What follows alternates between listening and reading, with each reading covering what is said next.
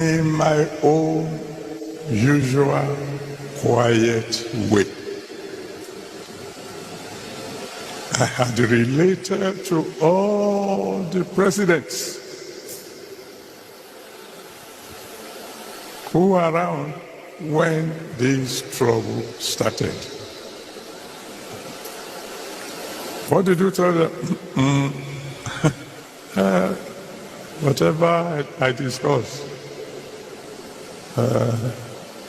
between me and the big ones, top privacy.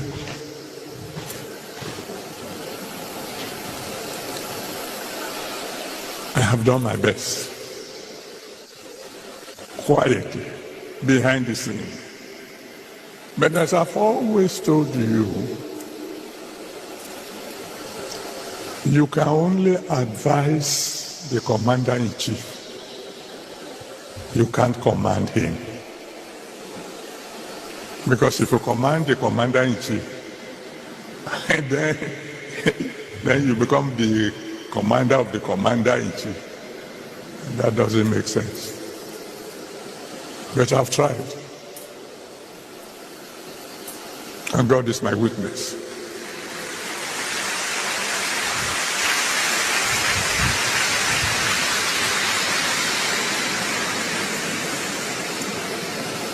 So then, I don't want to take much of your time. What should we do now? I'm talking to you as my children. If I were asked to make suggestions, I would say quietly to our government,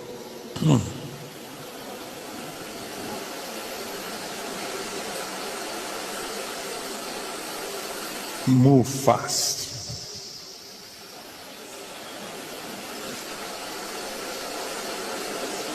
Move diplomatically. Move wisely.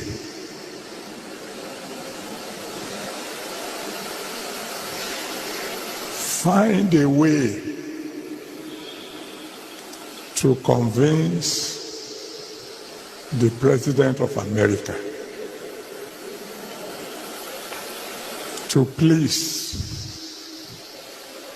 delay his actions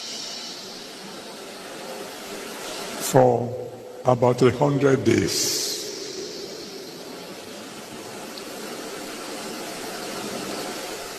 And then come home.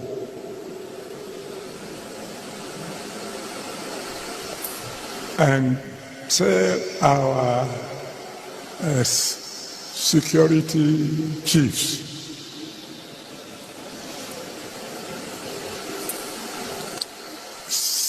get rid of these terrorists within 90 days or resign.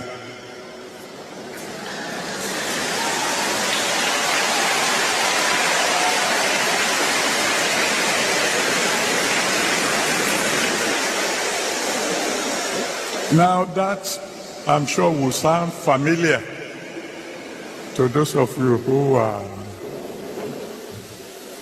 have been following the situation in Nigeria. There was a president, unfortunately, he's dead now, as Buhari, who issued such an order. Some of you will remember. Who called the service chief together and said, I give you 3 months. Get rid of all these Boko Haram people or resign. He's not around to tell you who gave him that advice. He ran with that advice, but he didn't follow it through. Because he gave the order as the commander-in-chief of the armed forces. But, the security operatives moved fast. The 3 months went, and the work was not done. So I went to see him. It was in the news, so this time somehow the press got to know that I visited him. Of course, they were not there when we talked. And unfortunately, like I said, he's not alive now. Or else I would have asked you to go and ask him. Sir, why didn't you follow through? Because when 3 months passed and the work wasn't done, why didn't you proceed with your, are we going to call it threat?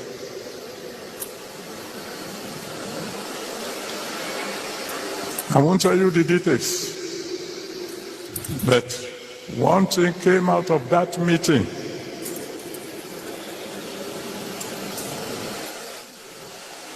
Which would lead me to my next advice to our government. In case there's any of you who can get across to them.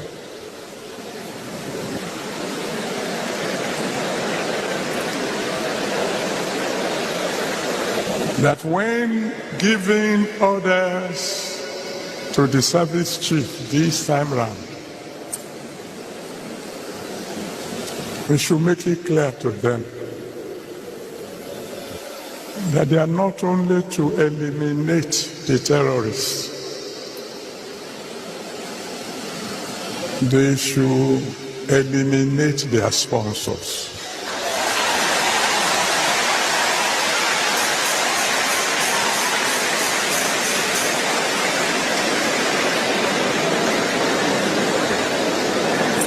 No matter how influential they may be.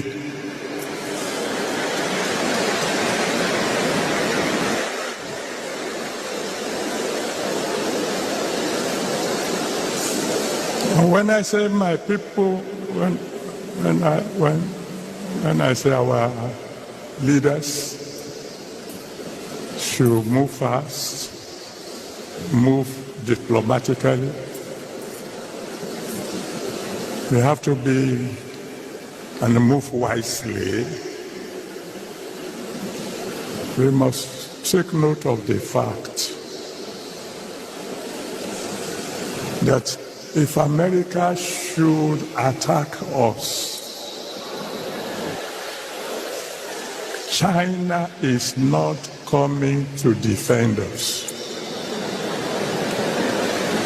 Russia will not come to defend us. All the so-called world leaders, they will talk.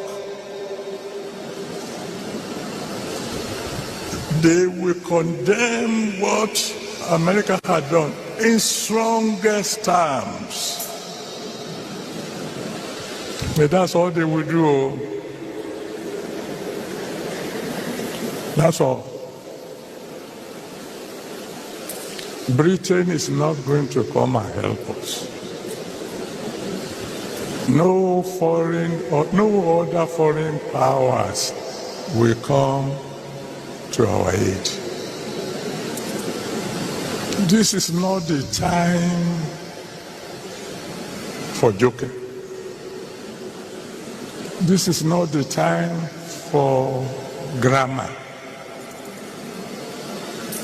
This is not the time for, I don't know a simple word for semantics.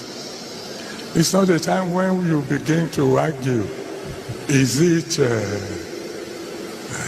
what do you call it? Suicide, or what do they call it? What's the language?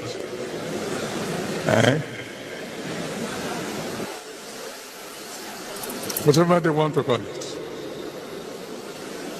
And this is not the time for saying, it's not Christian alone. Muslims are also involved. The point is, people are dying. Innocent people are dying.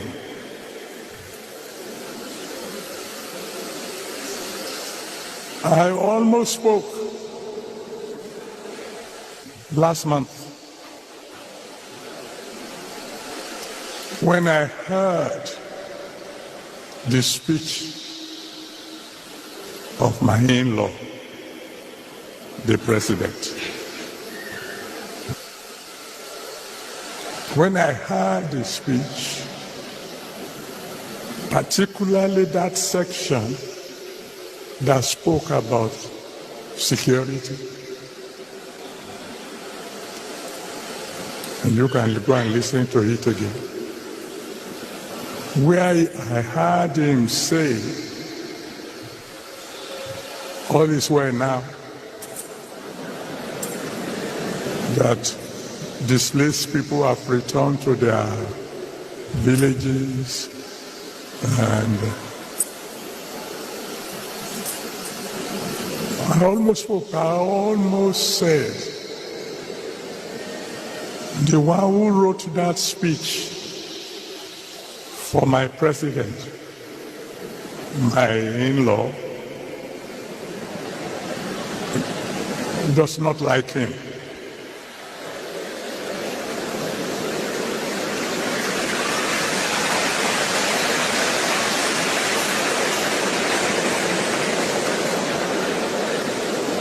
And if you want to say, what do you mean?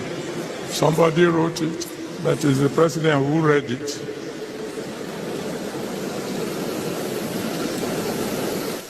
Didn't he read it before he read it? Well, if you put it that way, then my conclusion will be there are several people around my beloved in-law who are not telling him the truth.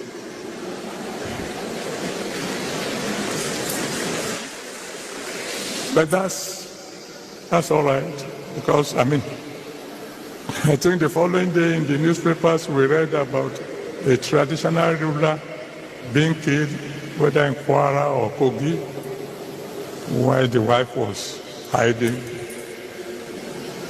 somewhere in the house. It is not the time for apportioning blames. Our president inherited this problem. It started before him. And in any case, I am an applied mathematician. I am more interested in just get the problem solved. That's all.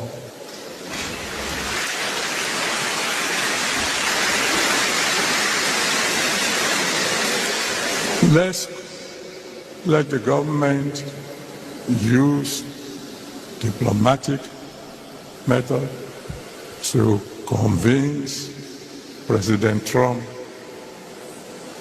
to give us 100 days of grace. Call our service chiefs. Fortunately, they are new. Perform within 3 months or resign. Now, where do you come in? You want to ask me, Daddy,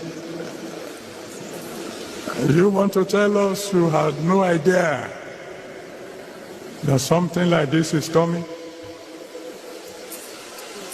I've told you I'm not a prophet. I only hear from God once in a while. But do you think I asked you to fast for 100 days for fun?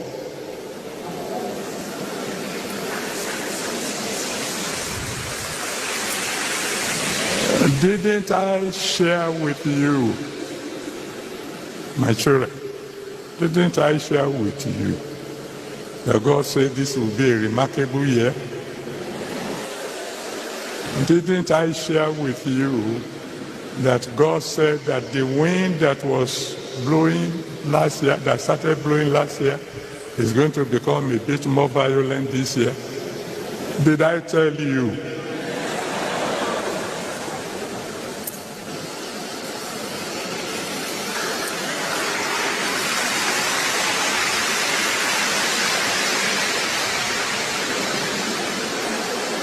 Well, you know, each time we have a meeting like this, I'm not the one who chooses the theme.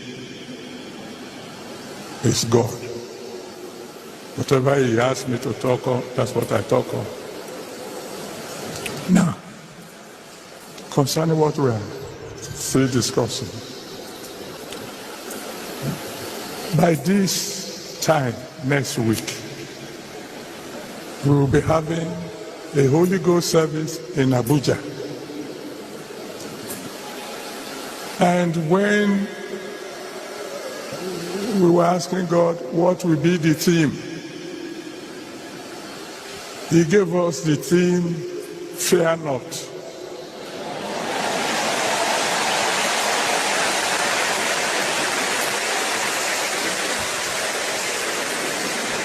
That's months ago, before Trump spoke. And anybody who knows the Bible knows that the only time God will say fear not is when there's something to fear.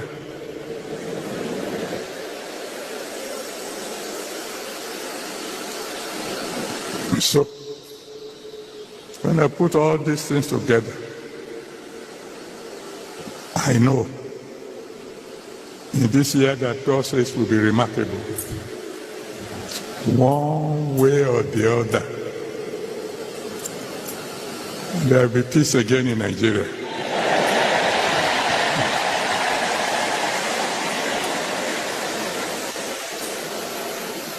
But why do I ask my government to move fast? See, all these years, we have been praying for Nigeria.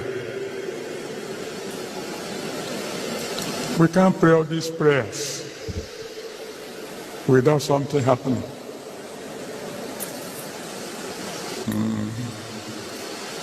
Unless God is no longer on His throne, and is on His throne.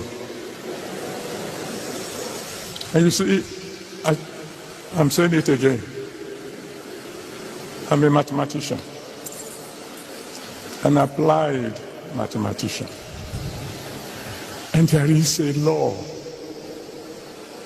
called Newton's law of motion. You know what it says? It says a body will remain at rest or maintain uniform motion in a straight line, except an external force compels it to do otherwise.